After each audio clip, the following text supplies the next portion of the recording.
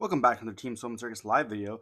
On the left side here, we actually have Kashtira, and on the right side, we have Traptrix, a brand new deck that's gaining a lot of popularity, especially with the new Traptrix deck coming out, as well as Pack playing the deck a lot and doing his balling on a budget series. Makes a lot of players want to pick up the deck, being able to watch it and see what they can pick up from the cheap. And David over here, he's been playing Traptrix for a long time. As we'll see, he has the OG Secret Sarahs. He hasn't played the deck since I think Sarah actually got dropped. I know he picked it up then, but this is his first time playing. I think he's playing Dimension Shifter as well, which is kind of weird. But we shall see. He has a different variation of the build. There are some synchro monsters in it. So let's dive in. We see a die roll, and don't forget to like, comment, subscribe. And well, let's see what they got. So it looks like Kashtira is going to be starting off the play here. Playing the field spell, which can be able to search for a Kashtira monster. We're not going to see any interruptions, so already we see the Traptrix here is not going to have the advantage because they're going second, but they do main cards like Evenly Matched. We see them search for the Unicorn. Unicorns will be normal summoned. Or yes, special summoned out, my bad. And then you're going to activate the effect, searching for the Theosis. Then we're going to activate the Theosis, and we're going to be chaining the D-Shifter here as well. Going to summon, and then Theosis is going to be summoning out the Fenrir, and then we're going to be we can't activate the Theosis effect because there's nothing to add back into the banished zone. Theosis should be banished there, though I will point that out. We're going to go for a Shangri-La after the Rise Heart, or actually we're after we push someone out the Rise Heart there. Then we're going to activate the Shangri-La, or the Rise Heart effect, banishing the Big Bang. And the top three gets what's the word I'm looking for? Top three gets banished, and then we get a zone locked. The Big Bang is going to detach from the Rise, especially with the Fenrir. And then they're going to activate Scareclaw. Unfortunately, that is not going to be legal because that Theosis should be banished on the time of resolution of the D-Shifter. That Theosis would have been banished there, so then we're going to see the effect of the Diabolist being activated here, which is going to be ripping out the Zeus from their extra deck.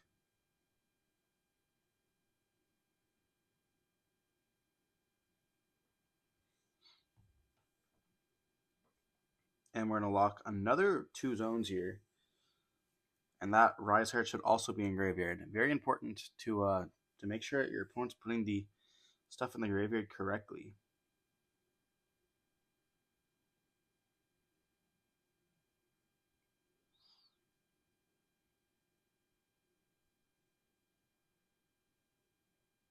I see a draw for turn.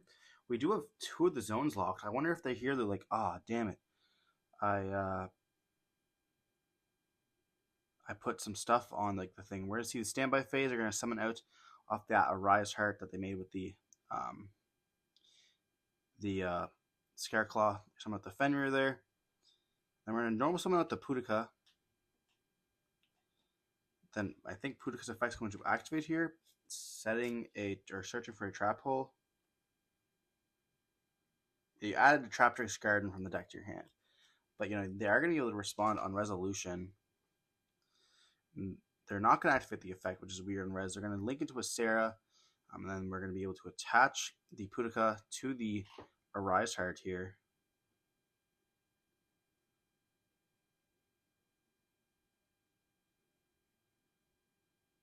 Then we're going to see a simple set.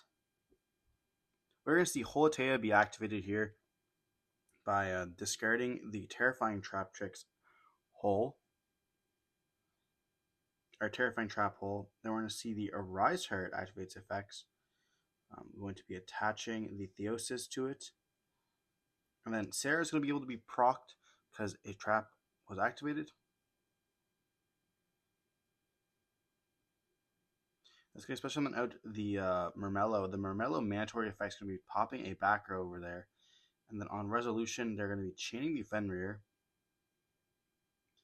And going to be banishing and the Arise Heart here. Okay, So popping 2 of the cards, leaving simply just that Mermello onto the field.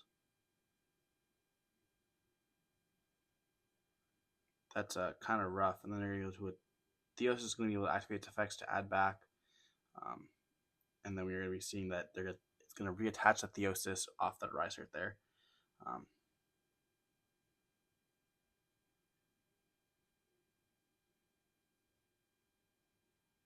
They're going to see the Traptrix and Garden being activated, which is going to let them have another normal summon of the Traptrix monster.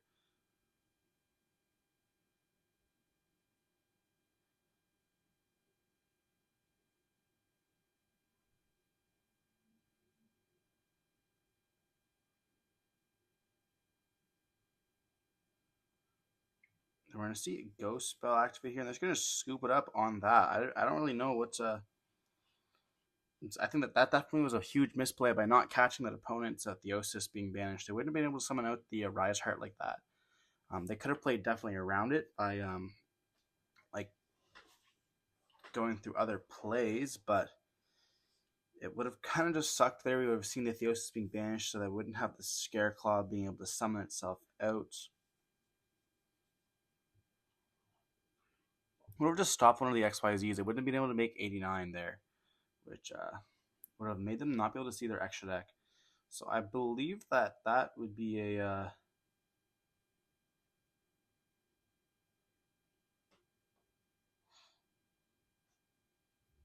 that would be a game loss potentially for the player on the left. I think I'm not too sure. You know, they did reveal the opponent's extra deck. I feel like it's going to be it's up to both players to keep the game state correct. So make sure your Kashtira is a huge deck. We're gonna see it in like almost every single event that you go to, at least, and representation and top cut's gonna be there. You guys should know what the cards do. Make sure stuff like that doesn't happen, especially with like cards like a Rise Heart and the Scareclaw Kashtira having to rely on some stuff that his opponent does as well. They're going to see start off by activating the not anti-spell. We see an anti-spell in the hand of the Traptrix player there. They're going to start off by activating a D-Shifter during the standby phase. Here we're going to see the Traptrix player who is starting to be activating a Prosperity here, banishing. We see some Synchro monsters going for 6 here. So I know they're playing Clearwing. They were telling me that they're playing Clearwing for the cash matchup actually. And they're playing a level 3 tuner, which I think is definitely cool. It's a cool tech. We're gonna see a Chompy, Gravedigger, 2 Paralytic Seed, another Chompy, and then the Mermello there. If they don't have Paralytic Seed in hand, I think that you just definitely choose that one. We see a Dionea in hand, so we know Dionea and the anti-spell. Yeah, you just choose the Paralytic Seed. You don't want Chompy or Champa is a good card, but it's just not really needed. They're going to normal summon out the Mermello that they had already there. And they'll be able to search for a trap hole here as well. So it's one of the better normal summons of the deck. Search for a Floodgate, which is also crazy versus Kashtira. And they will have the Link Away, which does kind of hurt because you want to have your Traptrix monsters in the hand. Then we're going to see the Sarah linked off, activating the effect of Paralytic Seed. Summoning them both here. And are they going to be hitting with a nib? They're going to make that Rafflesia. We do see the ulti Rafflesia here. Very, very pretty card. And here, checking. I can do this under Shifter, right? They're going to see a set 2 and pass. During the standby phase, we're going to see the anti-spell being activated there. So that sets off Birth, the planet, as well as Theosis. And they know they have the Floodgate Trap Hole for their summon. So they're pretty much playing with like 2 cards. I guess Unicorn doesn't do anything. Fenrir doesn't do anything. Ogre doesn't. I mean, Fenrir is a pretty good card still. You're going to set 3 cards here and pass. So now we are back off under shifter, so we are able to activate the traps, and they're going to be going in the graveyard, which is huge. The Traptrix being able to reset some cards in the deck. So we're seeing a notice of a second Mermello here. They're able to target a trap. Yeah, they can target. No, it's only on special summon, right? They're gonna be able to search for a trap card here. Searching for the terrifying trap hole. Then we're gonna see the Sarah effect is gonna prop. Gonna search for another trap. Searching for Holotea.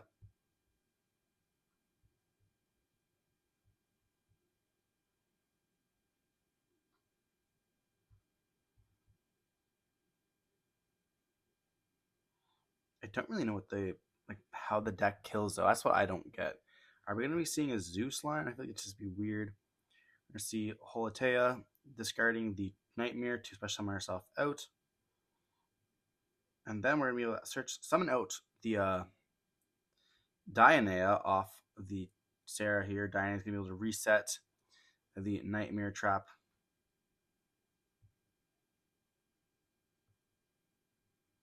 Yeah, I don't even know how they're gonna get game here with this.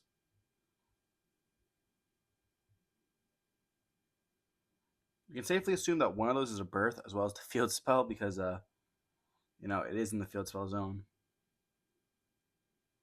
We're gonna go for a redoer here. Interesting choice.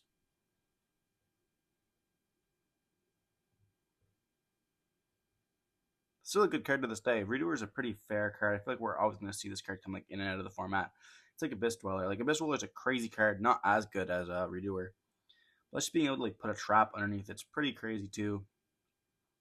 They're going to attack with the Sarah, attack with Mermello, and then attack with the Redoer here.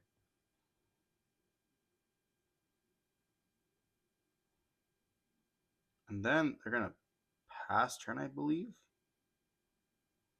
During the standby phase, they should be taking the top card off of Reader. They're gonna detach or banish, summon a monster out. Which they're not even passing. They're gonna summon out the level 3 guy that I was talking about here. So chances are they're gonna be going into the clear wing dragon here. It's definitely a cool card. It is a negate as well as when it's targeted, which Kashtiras do a lot. It just stops Fenrir practically.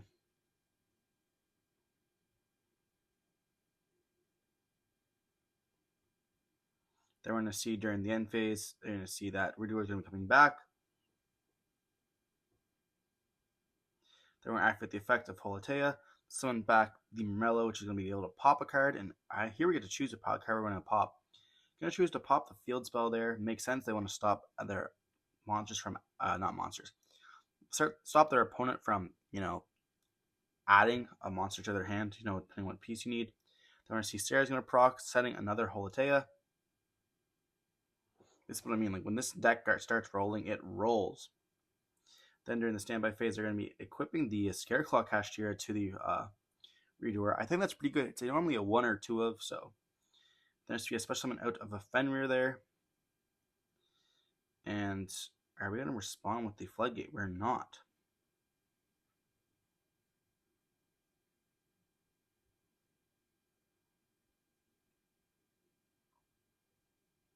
They're going to activate the effect, and then Clear is going to be able to negate it.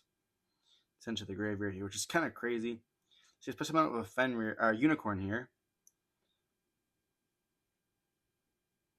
Here we're going to see it being floodgated.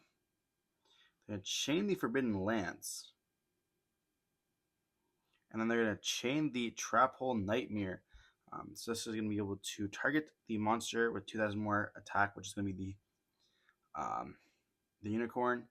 And then it's going to also banish the Fenrir, which is interesting because it's going to then potentially proc the Birth, being able to, if they want to. So maybe they're choosing not to banish so that Birth can't reborn. And then we're going to see the Sarah going to activate summon out another Mermello. Mermello's going to pop the back row, and we're not going to have to worry with that at all. So we saw there that the Clearing came in clutch. I think it's a super cool tech that we got to see off there. I mean, it only really works going first, not great going second. But yeah, I know they're playing two Synchro 8s. They're playing the FA Dawn Dragster. That's like your pretty generic one. And then when they're playing against like branded or a Kashtira deck, they'd go into the Clear Wing there for the reason that we saw, like, just being able to negate as well as pop. It's kind of like the trap card that was like not seeing play, but people were talking about it, like the Super Ancient Organism. Um, like it just stops the decks, which is pretty huge. I think it also stops Sword Soul a little bit as well. But we are going to see Kashtira here. You're going to be going to be choosing to go first or second, and most likely we will see a D-Barrier in that deck because D-Barrier is kind of crazy right now. You play against Branded, you call Fusion GGs. You play against Traptrix, you call XYZs GGs. I guess not completely GGs because they do have the Sarah, which is a crazy card. But like you play against Cash, call XYZ GGs. Playing against Heroes, call Fusion GGs. Play against Sword Soul, call Synchro GGs. Like it's a pretty good deck. Again, it's a pretty good card right now. So I was seeing Crossout being played, which is kind of crazy when you think about it. People playing Crossout is I don't know. It's an interesting call. Earn Specimen out of the Unicorn here. Activating the effect, they're going to chain the Imperm. They're going to chain Forbidden Lance on it. Forbidden Lance is also another cool tech. It like prevents cards like Imperm and stuff like that, or the Trap Holes. We're going to see the Birth being added to hand here. It like pretty much ensures that the card, like the monster card, is going to go through. When you care so much about monster effects with like a deck like Kashtira, it makes sense. Theosis is going to activate here, summoning out the Fenrir. Fenrir is going to search, or going to activate, I guess, saying searching for the Rise Heart there. It's crazy to me that it's a 2 of. Like, we saw at the start, it was a 3 of, just like how Rhino Heart was for Tier Element, and then they just put it down to 2. Here we're going to see a Prosperity being activated. This is another weird to me. I feel like you just special out the Rise Heart first. I see Ash and then Forbidden Lance being added there, and add the Terraforming instead. Then we're going to activate the Terraforming to search for the planet. Planet's going to search for the Scareclaw Kashtira here. I feel like you just definitely overlay with that first. I just feel like a lot of this is not being done in the proper order here. We're going to see the Rise Heart being made. Maybe his opponent's thinking he has not Ash Blossom, but Nib in hand. But no, you're playing. Yeah, there was definitely no reason to activate that Prosperity there. They could have locked in the spell and trap card zones. And then we're going to be seeing the Rise Heart's going to be activated there. Banishing the Big Bang to then banish the top 3. And then we're going to see the Big Bang effect is going to detach most likely Fenrir from the Shangri-La. Locking another monster zone, that's kind of crazy to me. When you're playing as a trap deck, I guess it's like a trap monster deck, but still. If you can't really lock out all the zones, I feel like you just would lock the trap zones so they don't just like flood you at your trap. See Birth being activated here, summoning back out the Unicorn. Then they're going to go into another Shangri-La. Interesting choice here.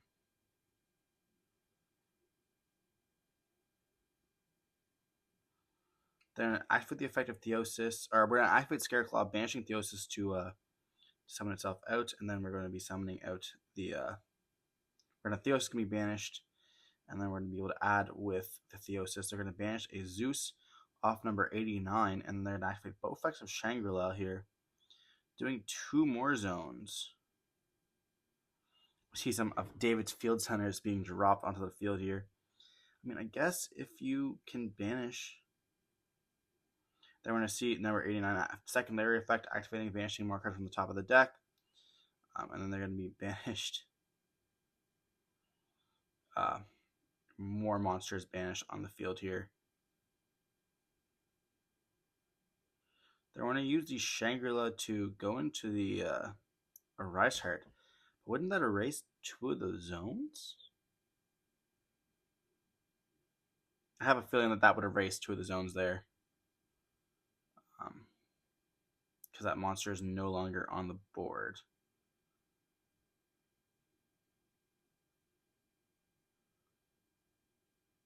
I'm not too sure about that, to be honest. I know if the monster is no longer on the board that the zones... Okay, so yeah, 2 zones will disappear here. And because he used the one with that banished of 3, the first one that he summoned out, the 3 zones have been banished. That's very fair.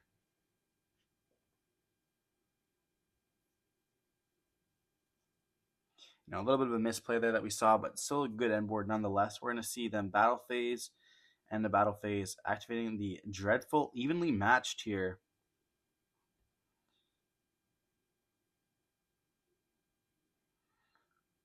And they're going to keep the Arise Heart, and then Arise Heart will be able to attach any card they want. They're going to be attaching the Garua that they banished off the Prosperity there, so that when the Arise Heart's in the graveyard, they're going to be able to draw 1 card. We're going to see Putuka being normal summoned here, and then we're just going to be able to search the Traptrix Garden. They're going to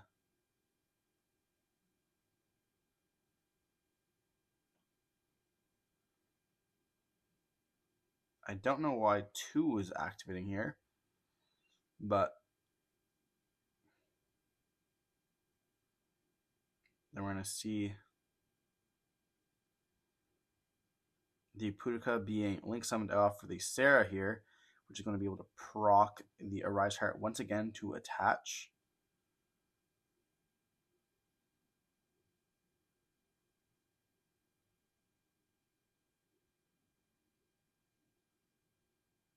The Theosis there, that makes sense. And they're going to have a pop 2 as well as a draw.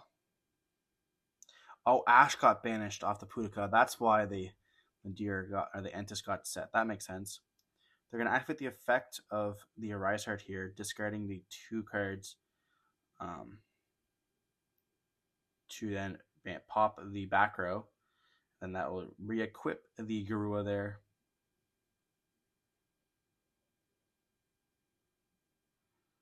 And then they're going to draw for turn here. They don't have very much, but neither does Traptrix player. They're enter battle phase here, attacking with the Sarah, and they're thinking that's going to get banished. Then we will equip once again, equipping the Theosis, and they're going to draw for turn here. Going to take a second to read once again the Arise Heart. That Arise Heart has so many effects. It's actually a kind of crazy card when you think about it. Going to activate the Imperm on the Arise Heart there, which is going to go through. You know, you don't really care about that. If they can out your Arise Heart, then they out it. They're going to normal summon the Diana here, activating its effects. And then going to chain the effect of Arise Heart here, which is going to make the materials go to grave. Which, you know, the effect is going to be negated, but we're going to be seeing Entis popping the Diana, and then Guru is going to let him draw a card.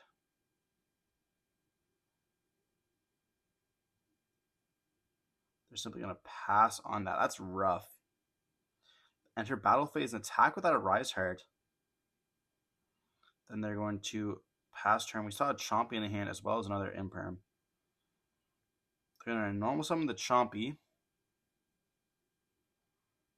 Link away into the Sarah here. Then we're going to activate the effect of the Arise Heart. Being able to equip the Fenrir there. They're going to set 1 card and pass. No way. And that's setting the Imperm, by the way. That's what they have set. I thought Pacted that Traptrix was the Kashtira killer. Here we're going to see the Imperm being flipped on the Arise Heart, and then on Resolution, Sarah's going to activate. It's going to get Ash Blossomed there, you know, not having any chance. Enter battle phase and attacking once again that Sarah over the Arise Heart.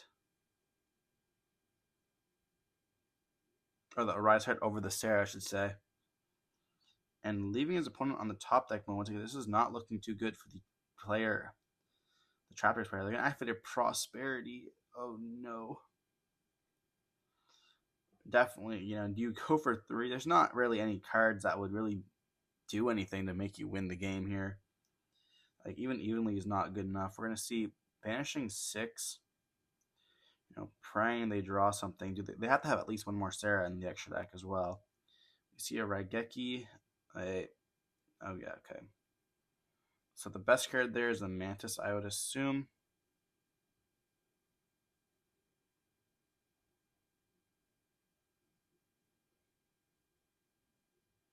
Or, yeah, that's not even Mantis, that's Pudica.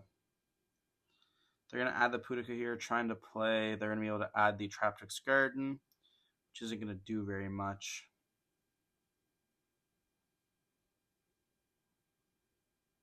There we see the Arise Heart going to be attaching the Big Bang here.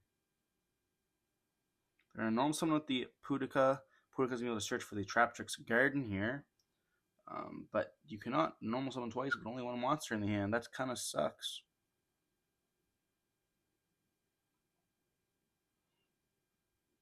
Doesn't really do very much. If they link away, that's going to make the Arise Heart have another material they can put on it, which is just going to pop the Sarah. And Sarah doesn't do anything by itself, so I don't think there's anything here. We're going to go battle phase.